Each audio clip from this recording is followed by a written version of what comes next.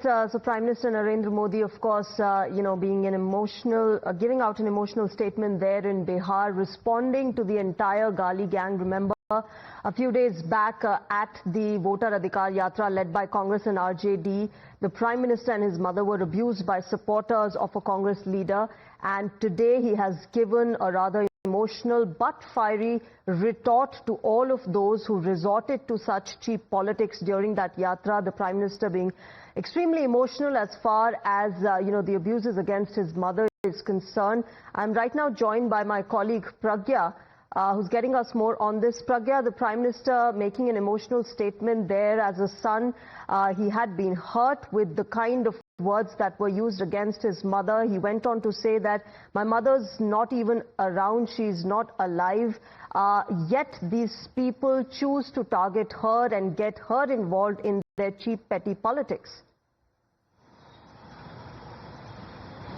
Well, absolutely, and Prime Minister became very emotional by the end of his speech when he spoke about his late mother and said that she had nothing to do with politics. In fact, she was the epitome of sacrifice, ensured like any other mother of India to give everything away for the children and also never let the family know what she was going through, even in the time of illness, because they know that the family can feel the heat as well. This is, mind you, this is not just a political messaging that Prime Minister did in Bihar, but also this particular address by Prime Minister has struck a note with crores of mothers who feel the same. This is more of an empathy that many mothers of Bihar would be feeling along with Prime Minister when he spoke about the ordeals and hardship of a mother, how a mother sacrificed everything in the life to ensure that the kids and the husband, they are well taken care of, irrespective whether she get a sari, a new sari by the end of the year or not. And not just that, Prime Minister also spoke about the mentality that is of RJD and Congress, thereby saying that these are the parties who are Zionist. They do not value those who work for the well-being of the poor, downtrodden and women. It was a rally. It was a public meeting that Prime Minister was addressing all the women of Bihar who have been given Jivika Didi's status. And not just that, Prime Minister also spoke about the strengthening and empowerment process that his government has been doing, comparing it with the mindset of RJD and Congress, which is about suppressing, oppressing women, and also speaking about the torture and also the crimes that the women face during their tenure. So it's a clear choice that Prime Minister gave to these women, saying that you have choices and you decide in the coming election whether you want to vote for them or you want to vote for us. That's right. Pragya, I'm also joined by Amit Kumar, our colleague from the newsroom. Amit, प्रधानमंत्री ने एक emotional statement दी, अपनी मां के बारे में बात की, साथ ही साथ उन्होंने ये भी बोला कि जो सिल्वर स्पून के साथ पैदा हुए हैं वो नहीं समझेंगे जो एक मां का हार्डवर्क होता है, एक मां की मेहनत होती है अपने बच्चों को बनाने में। जी हाँ, देखिए, मुझे लगता है कि बहुत ही इमोशनल भाषण था, और खास करके उस वक्त जब प्रधानमंत्री ये कह रहे थे कि कुछ दिन पहले उनकी मां का देहांत हो गया, 100 साल की उम्र में उनका राजनीति से कोई रिश्ता नहीं था, इसके बावजूद उनको इस तरह से गाली गलौज किया गया।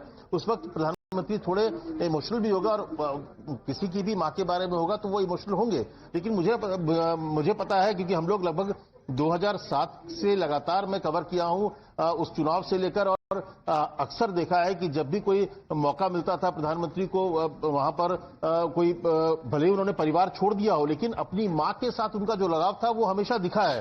वो खास अपने जन्मदिन के मौके पर उनसे जाकर आशीर्वाद लेना, उनको कुछ पैसे देना, उनके हाथ में रामायण देना उनकी मां उनको देती थी। इसके अलावा जब भी मौका पड़ा प्रधानमंत्री बनने के बाद भी हमने देखा कि मां का और के साथ जो उनका रिश्ता है, और ये सिर्फ उनका नहीं बल्कि हर किसी का अपनी मां को लेकर जो रिश्ता है, और यही बात उन्होंने अपनी कही कि किस तरीके से राजनीति की वजह से उस मंच से जिसमें राहुल गांधी तेजस्वी को होना था, उस मंच से नरेंद्र मोदी की मां को लेकर गाली दिया गया। और ये राजनीति का वो पक्ष है जो कि मुझे लगता है कि राजनीति से अलग होनी चाहिए, लेकिन इसके बावजूद ये हुआ। और यही बात प्रधानमंत्री ने कही है कि ये सिर्फ उनके घर की बात, उनकी मां की बात नहीं है, लगभग हर वो महिला, हर वो मां का अपमान है, क्योंकि इस तरह की भाषा का इस्तेमाल राजनीति में नहीं होना चाहिए। और राजनीति में आप एक दूसरे के खिलाफ हो सकते हैं, एक दूसरे के विरोधी हो सकते हैं, लेकिन गाली गलौज की भाषा और वो भी मां को लेकर होगा तो निश्चित तौर पर यही बात थी कि प्रधानमंत्री काफी इमोशनल भी दिखे। उन्होंने पूरी अपनी बातें, जो अगर उनकी भाषा जो उन्होंने भाषण दी वो महिलाओं को थी, बिहार की महिलाओं को समर्पित था एक तरफ से, और माओं को समर्पित था, क्योंकि जिस तरह की भाषा का इस्तेमाल उस मंच से हुआ वो कोई भी समाज, कोई भी व्यक्ति उसको स्वीकार नहीं करेगा। और मुझे लगता है कि इमोशनल मौका था जब प्रधानमंत्री ये अपनी बातों को रख रहे थे इस मंच से वीडियो कॉन्फ्रेंसिंग के जरिए। जी, let me also welcome Mr. Ratan Sharda on the broadcast, as well as Mr. Manikam Tagore, who's joining us on the phone line. First to you, Mr. Tagore, do you agree that what was said during the Voter Adhikar Yatra was wrong? You heard the Prime Minister, he spoke as somebody whose mother has been abused, and he's been hurt by what was said at that rally. We need to understand that some loose cannon talks, loose cannon fellows, whomever has done this kind of things, irresponsible fellows. We had also, this has become a culture now from 2014 that even the Prime Minister has also abused political leadership in this way. And Mr. Modi has started these kind of strong words against women. And we also know that it has gone to this level. And this is... Mr. Tagore, when did the Prime Minister use abusive language against any of the Congress leaders or their mothers? I'll send you a video. You will know think that... did he use the same words that were used at this particular rally? You hear him. When you call me for the reaction, you have to hear my reaction. You can't tell to me what your opinion is there. I'm not giving you my opinion. I'm just asking you on what you are saying, a clarification. That only I'm telling to you that Mr. Modi has only denigrated the level of public domain speeches. Girlfriend, 50 crore ka girlfriend, Vidva, Congress ka Vidva. Who are all these languages, the languages of anybody, any senior leader has ever used like this? We condemned all these kind of languages. We doesn't allow this kind of languages. We doesn't allow in this party and in any public forum. Congress never allows this kind of languages. We doesn't use it also. Okay.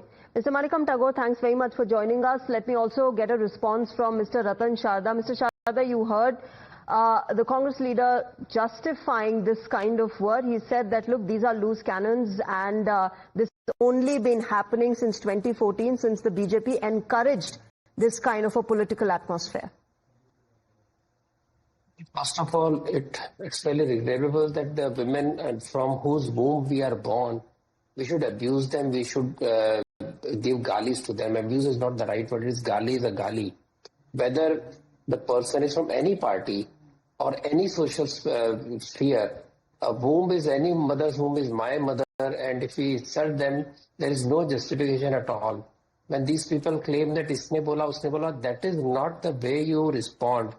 If there is something that is gone beyond any kind of decency in public life, you should immediately apologize. They claim that this is followed since 2014. Now tell me, somebody goes on stage of a Congress rally and he gives these galis. What are the leaders doing there? Why the person was held up? Why immediately it was not said that this is very wrong and we apologize and we will not leave him alone? Nothing was said. They are just coming and defending. And what is said as a political statement, but what actually directly gali means a huge difference. None of us has ever abused anybody's mother, anybody's brother or father in any of these discussions anywhere. But they have called even BJP spokesperson various names. Now, is it justification to abuse somebody's mother with these kind of things? Is PM of the country, and they just let it go. They just bring that this wink-wink game of abusing people who are not connected to politics is something I don't understand. If you are taking a satirical call on somebody's part of the politics, it's a different thing. But to somebody who is no more in his life, or any woman for that matter, why should such abuse be allowed? Then why should be defended? Where is the reason? Okay. So you will think that somebody says something, will go down below that? Okay. I don't understand this. Yeah, let me also get in a reaction that is coming in from the BJP national spokesperson Shehzad Poonawalla. Listen to it, viewers, and then we come back. आज प्रधानमंत्री नरेंद्र मोदी जी ने vote अधिकार यात्रा के नाम पर चल रही गाली गलौज और झूठ फैलाओ यात्रा का पूरा पर्दाफाश किया है। प्रधानमंत्री जी की स्वर्गीय माता जी, जो हमारे बीच में नहीं है, जिन्होंने गरीब पृष्ठभूमि में बर्तन मांजकर गरीबी से जूझते हुए प्रधानमंत्री मोदी जी को बड़ा किया, उनकी माता जी को भी कांग्रेस के मंच से कांग्रेस आरजेडी के नेताओं ने जिस प्रकार की गाली दी और उस पर भर्त्सना करने के बदले, उसका खंडन करने के बदले, उस पर माफी मांगने के बदले किस प्रकार से कांग्रेस के इकोसिस्टम ने गाली को जस्टिफाई किया और फिर झूठ फैलाया कि गाली देने वाला कोई बीजेपी का एजेंट था, जबकि ये सामने आ गया कि वो कांग्रेस का ही कार्यकर्ता था। ये कोई पहली बार नहीं है कि कांग्रेस पार्टी ने इस प्रकार के अपशब्द, गाली गलौज और धमकी भरी भाषा का इस्तेमाल प्रधानमंत्री जी के लिए किया है। गंगू तेली, नीच, भस्मसूर, हिटलर की मौत मरेगा, कब्र खुदेगी, ये तो कहते ही थे। 150 से अधिक गालियां तो दी ही, और उनके माता पिता को भी नहीं बख्शा। किस प्रकार से उनकी माता जी के बारे में राज बब्बर जी ने भी, उनके पिता के बारे में पवन खेड़ा जी ने भी। All right, viewers, once again listen to what the Prime Minister had to say as far as this entire Gali politics is concerned. माँ ही तो हमारा संसार होती है, माँ ही हमारा स्वाभिमान होती है। इस समृद्ध परंपरा वाले बिहार में कुछ दिन पहले जो हुआ, उसकी मैंने कभी कल्पना तक नहीं की थी। किसी बिहार के मेरे भाई बहन ने कल्पना नहीं की होगी, हिंदुस्तान के किसी व्यक्ति ने कल्पना नहीं की होगी। बिहार में आरजेडी कांग्रेस के मंच से मेरी मां को गालियां दी गई। ये गालियां सिर्फ मेरी मां का अपमान नहीं है, ये देश की मां, बहन, बेटी का अपमान है। मुझे पता है आप सबको भी, बिहार की हर मां को, बिहार की हर बेटी को, बिहार के हर भाई को ये देख सुनकर कितना बुरा लगा है। मैं जानता हूं इसकी जितनी पीड़ा मेरे दिल में है, उतनी ही तकलीफ मेरे बिहार के लोगों को भी है। और इसलिए आज जब इतनी सारी तादाद में लाखों बिहार की माताओं बहनों के मैं दर्शन जब कर रहा हूं, जब आपकी मौजूदगी है, तो आखिर मैं भी एक बेटा हूं। जब इतनी सारी माताएं बहनें मेरे सामने हैं, तो आज मेरा मन भी, मेरा दुख आपको साझा कर रहा हूं, ताकि मेरी पीड़ा आप माताओं बहनों के आशीर्वाद से मैं इसे झेल पाऊं। All right, let me go across to Fakhrul Hasan Chand of the SP joining us on the phone line. Mr. Chand, do you agree what was said was wrong against the Prime Minister and his mother? देखिए, सवाल ये है कि एक व्यक्ति जो किसी party का सदस्य नहीं है, जिसकी तरफ से इस तरह की घटना की गई, उसको जेल भेजा गया, और अब ये कहना कि उसके लिए कोई राजनीतिक दल माफी मांगे, तो हम जो सदन में भारतीय जनता पार्टी के सांसद थे, जो एक पूरे धर्म के मानने वालों को टारगेट कर रहे थे, गाली गलौज कर रहे थे, हम किससे कहे कि वो माफी मांगे। जिस तरह से हिमाचल में भारतीय जनता पार्टी के एक नेता थे, वो गाली गलौज कर रहे थे, वो तो नाम लेके राहुल गांधी जी का कह रहे थे, तो हम किससे कहे कि माफी मांगे। जिस तरह से हमारी जो सेना में को लेके टिप्पणी की गई, तो हम किससे कहे माफी मांगे। तो ऐसी तो बहुत सी घटनाएं हैं। उत्तर प्रदेश की राजधानी लखनऊ में जो भारतीय जनता पार्टी के मिस कॉल से सदस्य बने थे, करनी सेना के लोग, वो हमारे नेता आदरणीय अखिलेश यादव जी के लिए गाली गलौज की भाषा का इस्तेमाल कर रहे थे। एक व्यक्ति ने तो वीडियो बना के डाल दी थी, वो भी भारतीय जनता पार्टी से जुड़ा हुआ था। हम किससे कहें माफी मांगने के लिए? तो सवाल ये कि आखिर राजनीति में भाषा का स्तर गिरा किससे कैसे है, और इतना गिरा है तो उस पर भारतीय जनता पार्टी की 11 साल से केंद्र में सरकार है, उत्तर प्रदेश में 9 साल की सरकार है। भाजपा ने आखिर इसके लिए किया क्या आपने कभी अपने नेताओं पे इस तरह की कोई कार्रवाई की? हमें तो नहीं लगता किसी की संसद में जब सांसद आपकी गाली गलौज करते हैं उनको आप प्रभारी बना देते। राजस्थान में एक जो हिमाचल में गाली गलौज करते हैं उनको वो कभी विधानसभा नहीं लड़ देते, उनको विधानसभा लड़ा दिया जाता है।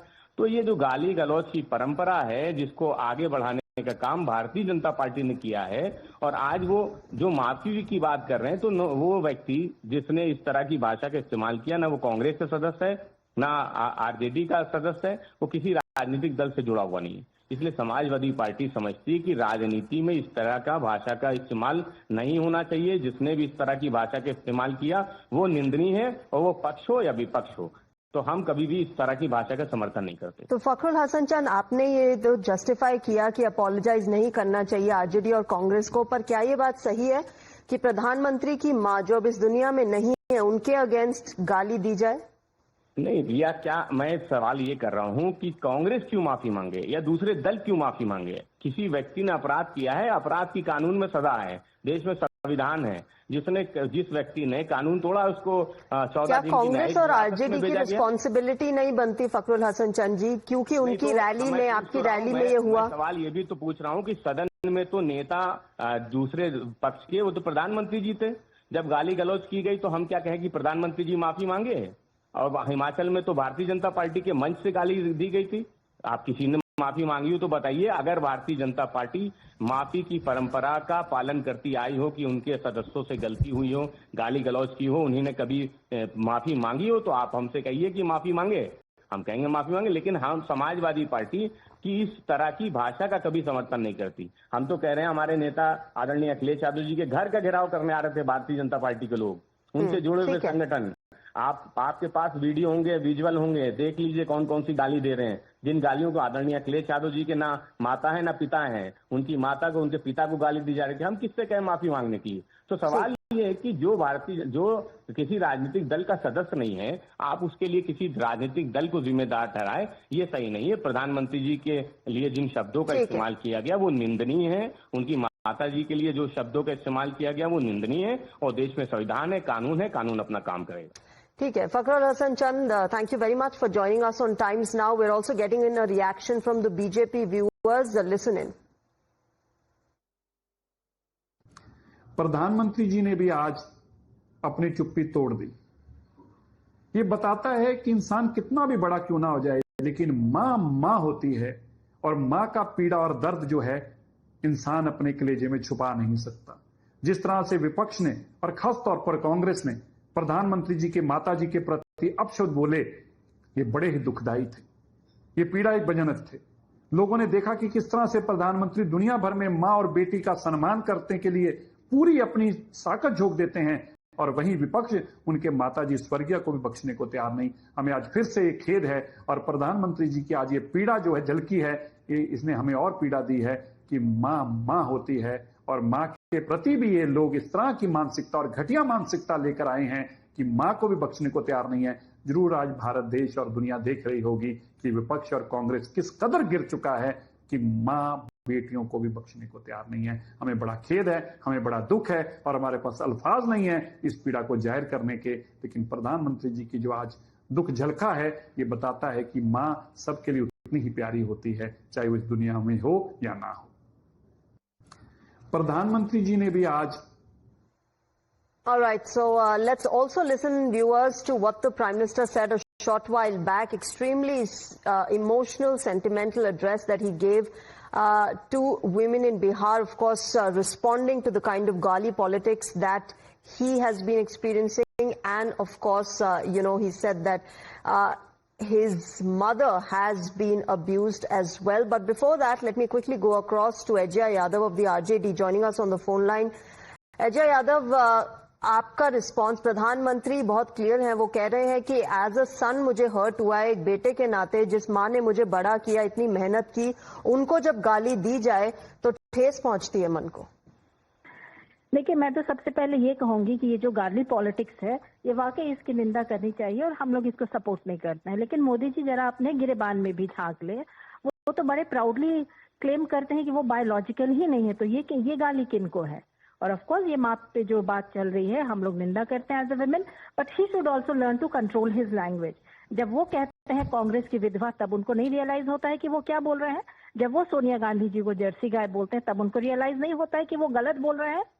जब वो मनमोहन सिंह को मौन मोहन बोलते हैं, जब वो बोलते हैं 50 लाख की गर्लफ्रेंड एक ब्याहता को, तब वो रियलाइज नहीं करते कि वो महिलाओं का अपमान कर रहे हैं। Of course we are not in support of गाली पॉलिटिक्स, बट मोदी जी को इन चीजों का ध्यान देना चाहिए। और बिहार में तो ये बात भी खुल करके आ गई है कि जिसने भी ये गाली बकी थी वो बीजेपी के ही कार्यकर्ता थे। तो Modi ji should of course think about this also. और जिस तरह से वो कॉन्स्पिरेसी कर रहे हैं, मैनिपुलेशन कर रहे हैं, ये यात्रा इतनी सफल रही है तेजस्वी जी राहुल गांधी की, तो इससे भी इस वजह से वो कॉन्स्पिरेसी कर रहे हैं। बट ऑफ कोर्स ये गाली पॉलिटिक्स को we do not support. All right. Thanks very much, Ajay Yadav, for joining us at the moment. Of course, the opposition saying that there will be no apology, that this was started by the BJP and they are continuing with that. Of course, this whole war of words still continues. But remember, the Prime Minister has been extremely emotional today. Listen in to what he said. आप सब जानते हैं, अब मेरी मां का शरीर तो इस दुनिया में नहीं है। कुछ समय पहले 100 साल की उम्र पूरी करके वो हम सबको छोड़ के चली गई। मेरी उस मां को, जिसका राजनीति से कोई लेना देना नहीं, जिसका शरीर भी अब नहीं है, मेरी उस मां को आरजेडी कांग्रेस के मंच से भद्दी भद्दी गालियां दी गई। माताएं बहनें, मैं देख रहा हूं आपके चेहरे, आपको भी कितना दर्द हुआ होगा। मैं देख रहा हूं कुछ माताओं के आंख में आंसू मुझे नजर आ रहे हैं। ये बहुत ही दुख देने वाला है, कष्ट देने वाला है, पीड़ा देने वाला है। क्या गुना, उस मां का क्या गुना जैसे भद्दी गालियां सुना दी जाए। All right, my colleague Nyamika is joining us for more on this. Nyamika, the Prime Minister, being emotional today, the opposition continuing to saying that what was said was wrong, but we will not apologize. Any reaction from the Congress yet? Because, this was said during the Congress-led Voter Adhikar Yatra, and clearly the opposition is refusing to step down, amid the kind of war of words that are going on. But yes, indeed, the politics has already erupted regarding the kind of statement which was being given during the time of Voter Adhikar Yatra. But if we talk about the opposition in particular, then they are continuously saying that we want that the strict action needs to be taken against whoever is being involved in this, whoever tried to use such kind of words against Prime Minister Narendra Modi's mother, as we have nothing to do with that particular person, because the Congress party also yesterday had spoken to us, and it was the media department chief Pawan Khera only who had made this claim against the BJP only, that they firstly do such kind of things. It is being planned by the BJP only, and then they try to seek sympathy regarding this entire matter, and that is what Pawan Khera was saying about this particular incident as well.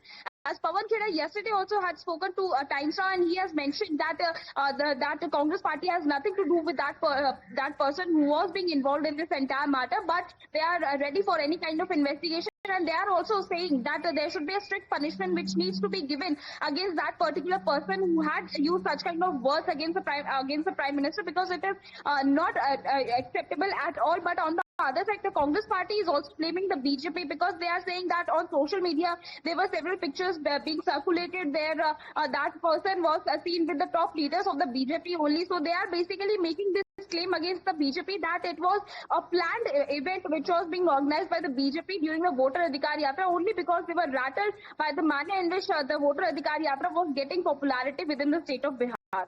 All right, Niyamika, thanks very much for joining us.